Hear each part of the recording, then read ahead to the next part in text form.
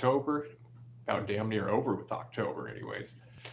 So got out, knocked out a killer range session last night, doing some down in the dirt, doing a lot of the recovery, shooting prone position.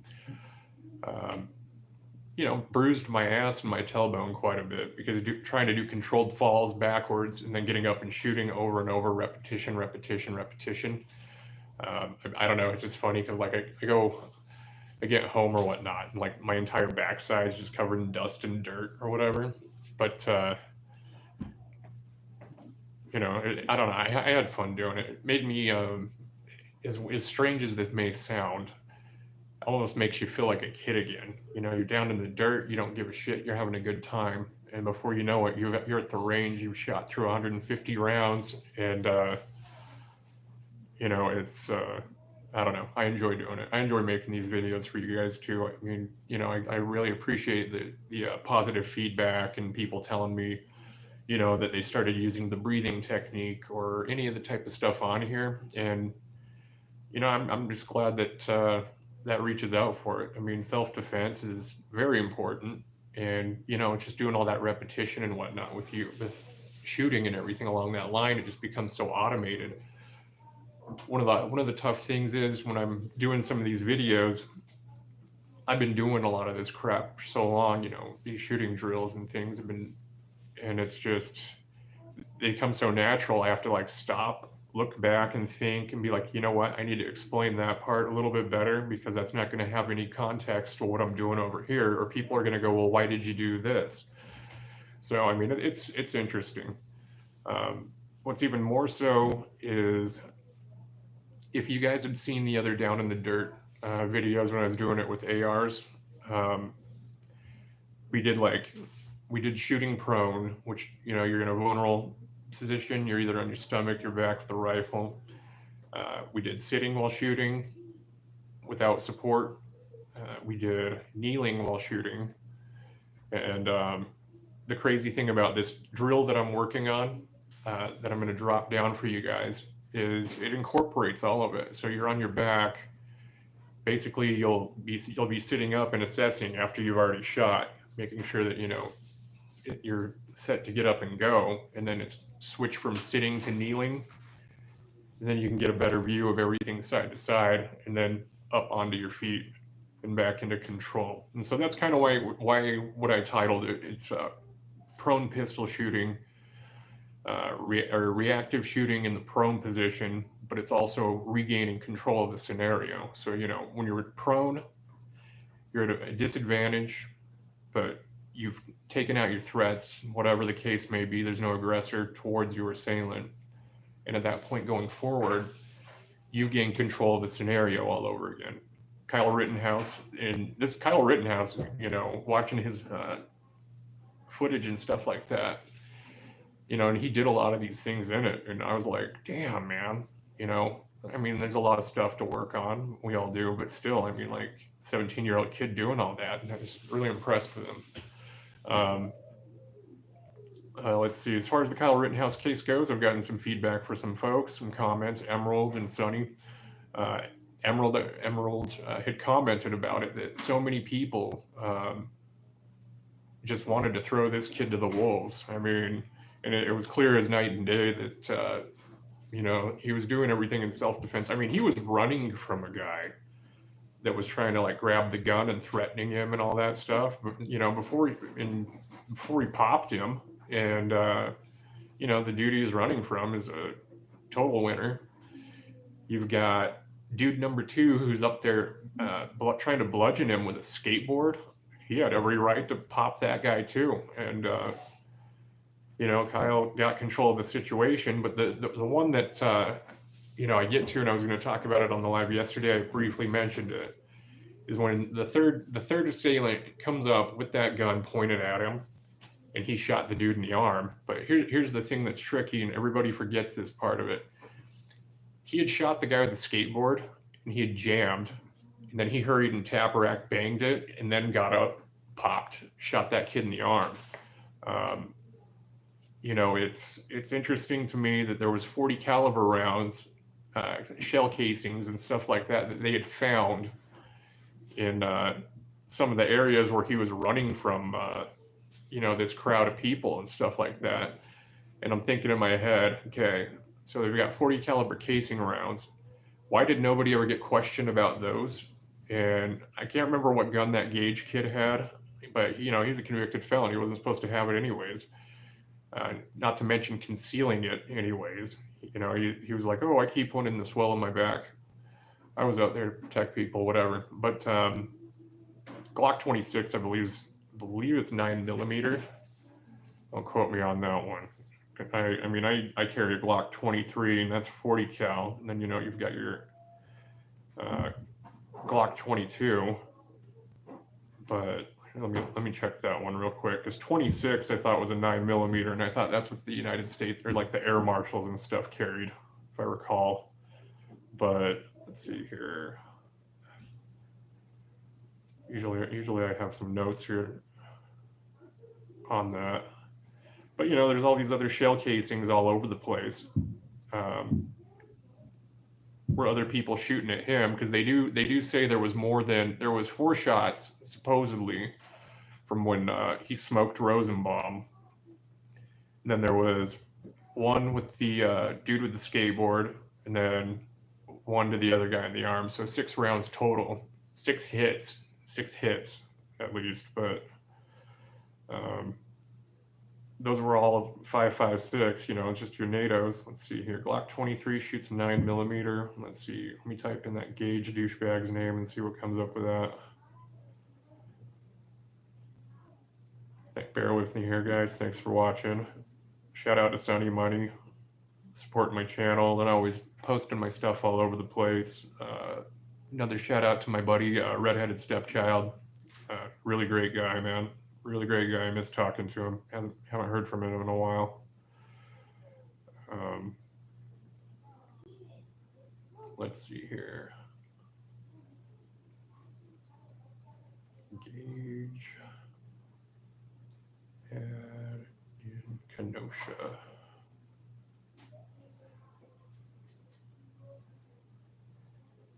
Let's see. His gun was Glock pistol. Like how Glock, everybody hears Glock and they think Glocks are like these evil devices. It's just a simple handgun with striker mechanism.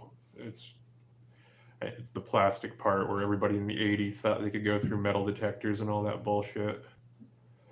All right, let's see here.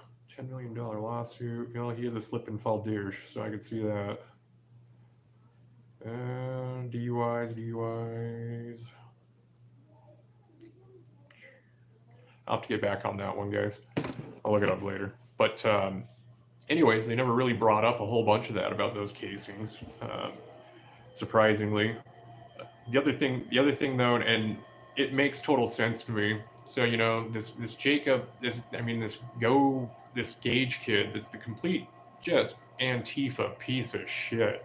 And if anybody that likes Antifa is watching this, you guys are pieces of shit too. But the whole thing here with him, he was not supposed to have a gun, period. He had one concealed. He was down there. Supposedly he's a licensed EMT. I won't take that from him. I think they actually, you know, verified that. He was vetted for that one for court. But the thing of it is,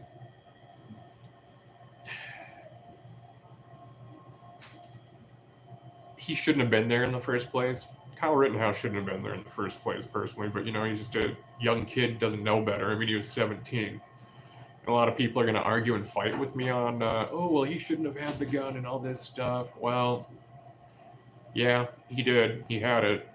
But, you know, he wasn't doing anything illegal at the time with it. There was nothing of that. Your kid was standing his ground, man. I mean, you had people throwing Molotov cocktails and whatnot. And it's, you know, the kid's intents obviously were not of a nefarious sort when he went and turned himself into the cops. So, I mean, it's a lot of obvious stuff like that people are going to argue about, but, I mean, the guys that he smoked, you got one guy who's a repeat pedophile. That Rosenbaum, he is a piece of shit, man. I mean, You know, the guy had just barely gotten out of like a psych ward or prison or some jump like that. I looked at his rap sheet, and if you look at that preview video I put out that had, you know, that kind of talks basically what I'm working on for this project, that guy's like rap sheet, seriously, just all the way down, like domestic violence, you know, constantly violating his sexual predator registry, like not registering every time he moved. Now I understand people can argue with me on that one, that he was a transient at one point or something like that. So, you know, but still, one time. Dude with a skateboard had three domestic violent charges. He was a felon. He had, you know, we already talked about the big piece of shit the Gage dude was. I mean, in court, when he was in court, he got up on stand, and I'm, you know, watching the re-ups of the court case from 2021 with him.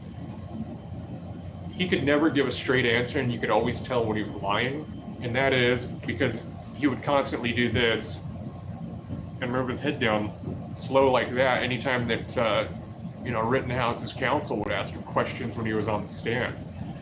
And then, you know, and then to make things even better is, you know, you've got him lying under oath, saying that he does not support Antifa, he's not part of Antifa, and yet what pops up, a viral clip all over the internet of him with his arm that's, you know, in a sling, the revolution, with Antifa dudes or whatnot, and I'm just thinking, oh man, why isn't this guy getting hit for, you know, right now he's perjuring the shit out of himself, and then on top of that he's contempt because he's like holding back real info. So I mean, it's, you know, you've got Kyle, they're putting him on trial for shit. Well, why didn't this dude get put on trial? Oh, he got shot in the arm, it was punishment enough. No, it wasn't. I mean, he pointed a gun at Kyle Rittenhouse, dude. Kyle should have popped him. He should have Mozambiqued his ass, 2 right in the chest and 1 in the head, and he could have, and he should have. But I don't know, it's just blows my mind though, because that guy was a criminal. That guy was committing criminal crimes and doing all sorts of shit. Nothing happens. You know, it's, I don't know, I just think it's bullshit. And then, you know, one other thing you have to really think about too, Kyle Rittenhouse is a 17-year-old boy when this took place. He's got to be what, like 20, 21 now? If after that trial and that point in his life, he's basically screwed. I mean, everybody in the entire country, and I'm sure internationally, there's probably some news that covered it. I don't know why they would care so much, because they just think we're a bunch of crazy Americans with our guns, but hey, why not?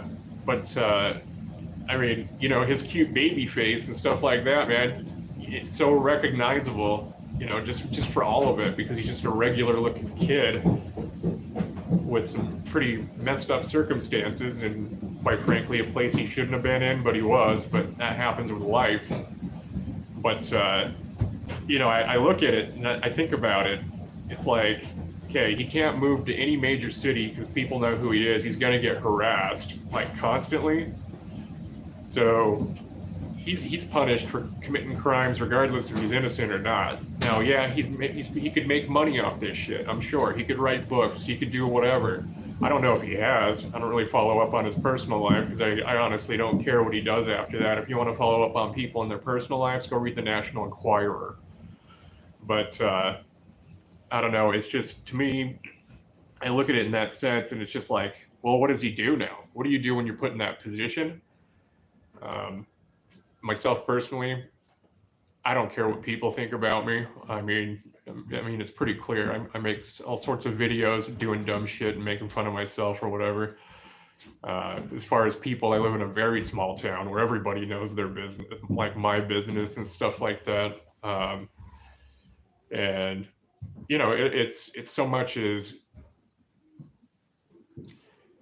I live right next to the Missouri River, for instance. I go fishing probably every single day. At night, usually go fishing roughly right before sunset when they're jumping. I've got, you know, local police officers who, you know, they'll pull over and wave and talk to me, and I'm sure they'll probably watch this video because not very many people in town here. But hey, I saw the new video out, man. That was great. Good job, attaboys and stuff. Or like, I'm at the shooting range and somebody will come over and they were talking, and it's like funny because I got like 400 subs. My other channels only had like a couple thousand, and it's like, like, I like the privacy, but it's just like, God, man, imagine what it would be like being some of these like actual people that mattered, big names on the internet, and they're dealing with it hardcore. I mean, mine's a small town where everybody knows each other. I mean, shit, governor's mansion. I can walk to the governor's mansion. We live on the same block, and it would take me about 15 minutes. I mean, and that's if I took my time. But that's just South Dakota. It's tiny here. People think, oh, you live in the capital. Well, the larger cities out here would be like Sioux Falls or Rapid City, and tourism is the main drive for this state. Tourism and agriculture. But I don't know, celebrity status. What do you guys think? I mean, any of you? I'm just curious on this because I've got some friends on here who have much larger channels. They're not in the same genre. They're not in firearms or veterans or any of that type of stuff, military or whatever. But they're like MobTube, for instance. Some of these guys, they've got like 10,000 subscribers or whatever. They've had people pulling up to their houses. It's crazy. There's a lot of people, I think, how they conduct themselves. I disagree with what they do, but I mean, for instance, I used to have my daughter on a lot of videos and stuff like that when I'd be out shooting. I've kind of backed off on that one now that she's getting older. And I've got my stepkids, my wife. I don't put them out, but it's just there are some wackos out there, truly are. And unfortunately, you don't know. The nice ones are always the ones that usually turn into your Brian Cohenberger dudes or whatever. Just freaking weird. So, I mean, that's kind of my rant today. Doing more down in the dirt stuff. As far as the getting back into control aspect, I'll be dropping another video shortly here. I'm going to try to go pheasant hunting later today. But, getting back into control in a situation, whether it be you just being able to get up after you've popped somebody and run like Kyle, even though I don't recommend that method. I don't know. It's control of a situation to me is if you have an assailant, you shoot them, they're injured, you keep shooting until they're gone, man. That's how I look at it, because you're going to get attempted murder charges anyways. You might as well make it worth it, because hey, this dude was trying to smoke me, he has a gun in his hand, so I popped him. I mean, it's reactive. That's reactive shooting. Now, it's falls on instinct, and that might sound like a cold ass thing, but it's like, that's a person that was trying to kill you, man. In all honesty, do you feel bad for him? Because I don't. I feel bad that I maybe had to do something like that. And it eats at you when you're dragging bodies around, but like, I don't know, just some stuff to think about. And being made famous for doing something like that, history years from now will probably recount that action. It'll probably change over time, who knows. But it's a lot of people that do things that I would consider are good get omitted. A lot of people that do really shitty things, or they do good things, but then the crappy things that they do kind of overshadow it. Well, it tends to be the way history works, unfortunately. I catch a lot of shit from people on here arguing with me about, Afghanistan and 9/11 and things like that, and Marines out in, Helmand province, and oh, you guys didn't belong there. People love to argue with me on that shit day in, day out. But, here's the thing. You have a cause, they have a cause, and whoever wins is the one that gets to say they're the good guy and unfortunately, you look at that scenario, nobody won anything. I mean, 9/11, with as terrible as a thing as it was, that's still the main focus in my mind when I think of, the conflict going on over there. It's gotten so distorted because of the new generation, and I'm so old now, dude. I mean, that was all 22, 23 years ago. I've got like my kids, they're also young. They weren't alive during that stuff. They weren't even alive. I mean, It's crazy to think, and then they're being told all sorts of weird stuff by people who weren't there. And then I'm like, no, I got to debunk that for you. And I've got this bad habit of calling bullshit on people in public, or even 5-year-old kids or 10-year-old kids, man. And if they say stuff, this bad habit I have is, no, dude, that's not how it happened. You weren't even alive yet. You were swimming in your dad's ball sack. You know, I mean, it's kind of the attitude I've developed, and I'm like, well, who the hell's telling the kids these things? You know, like, where's this indoctrination coming from? Because, you know, I lived it. I was there. I know what it was like. It was a shithole. You know, it was bad. There was a lot of terrible trauma. And, you know, it's when I hear things like people saying, well, that was 20 some odd years ago. You need to move on and get over it. No, I'm not going to get over it. Did the greatest generation after World War II get over it? No, they didn't. That war, and how many documentaries, all you people who have a streaming service, how many of you guys can go on there and count how many World War II documentaries there are? If you have a streaming service,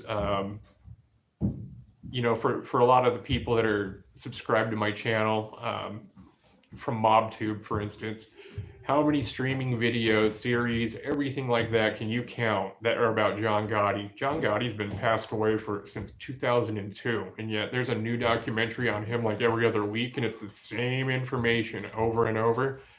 People don't forget that stuff. I mean, you know, it's just interesting to me that, like, oh, well, move on and get over it, and then, you know, stuff like that. And I don't want to sound like one of those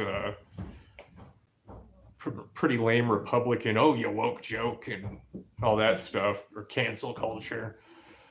But, like, it's almost like there's no respect anymore coming from the youth, and it just blows my mind. I don't know, I can't get over it. But that's kind of really all I have to rant about today, guys. We'll do some more. Like I said, I'm gonna get those videos dropped for you. Get out and shoot some pheasants. You know, I don't know if any of you guys got a chance to see my which politician would you go hunting with. Quite frankly, I wouldn't go with any of them. But Dick Cheney, man, that whole event, I can't get over it. Like, Dick Cheney, to me, and, you know, I'm conservative, man. I've got a lot of liberal views, but I'm pretty conservative for the most part. Dick Cheney, man, that guy is like the devil. I don't care what anybody says. Like, I can watch scary movies. I can go sit in like a haunted monastery for the nun or something in real life, and that doesn't bother me. But man, you put Dick Cheney even in the same city as me, and I get the creeps. That guy, just something about him, man. It's just prime evil. I mean, just that like sneer, and it's almost like you watch the Michael Jackson Thriller music video, and like at the very end, he opens his eyes and they're like all glowy and creepy. That's Dick Cheney to me, man. Like, he is just something. Like The Omen, maybe that was about his childhood. I don't know, but like, hunting with his buddy, I get such a kick out of that. The guy is standing right in front of him. I mean, you know, he accidentally shot his friend in the face. Now, for you guys that don't hunt or anything like that, I can't remember what they were even hunting. I think it was pheasant. Pheasants don't fly, like, you know, taking off and whatnot. They're not like ducks and geese where they just take off super, super fast at a high incline and go up. Pheasants kind of have this weird, I don't know, just very slow motion when they do it. So they fly low. I can see somebody getting excited and jumping the gun and pulling the trigger, you know, loading some bird shot into a bird that low. But when there's other people in front of you, especially when that person's maybe 8 feet away from you, not a good idea. But, you know, that's Dick Cheney, though, you know, shooting his buddy in the face. And then they waited 16 hours to make sure to get the story straight before they released anything about it. And I just thought, damn, boy, don't piss off Dick Cheney, man, especially when you go hunting. But I don't know. Dude's freaking cold. Just cold as ice. Kristi Noem, you know, our governor here in South Dakota, a lot of people would probably, I don't know how well everybody else knows what they know about her. Pretty much, she would have possibly been Trump's vice president running mate if she didn't do her PR thing that really killed herself. And that was in her biography book, made a comment or stated about a 14-month-old hunting dog she had. She ended up shooting it because it wasn't doing a good job. And I just thought, wow.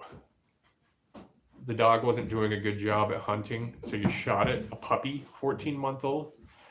I was like, God damn, man, that's cold, because who could hate puppies? I mean, come on. I mean, I like dogs more than I like people, to be honest with you. But like, I'm just thinking in my head, okay, her publicist or advisors or somebody, they must secretly hate her, because why would they? Hey, this is a great book. Let's go out and publish this, man. Why would you, in your wildest mind, even put that in the book? I mean, dude, when you're writing an autobiography, yeah, you're gonna get fact checked, but you might want to. You're not gonna get in trouble fact checked if you omit the details of the bad shit you did, like that, where nobody needed to really know about it. It wasn't a public thing. That was you telling everybody, man. And I just thought, damn, that's cold. That is cold as ice, killing a puppy, But, pheasant hunting out here in South Dakota, it's a serious thing. It's a huge deal. It's all the asshole rich dudes have been flying in all weekend. And I just look out and I can see a guy going and putting pheasants in a field for them to shoot them because they don't know how to hunt. And they'll pay $15,000 a night. It's crazy. So... anyways, you guys, you can probably hear I've got all my damn kids are awake now, but you guys enjoy your Sunday. Thanks for watching. I'll have more training videos in. We'll get that dropped. There was something else. Oh yeah, I'll have some more of those comedy cameo videos as well. And take care, guys. Enjoy.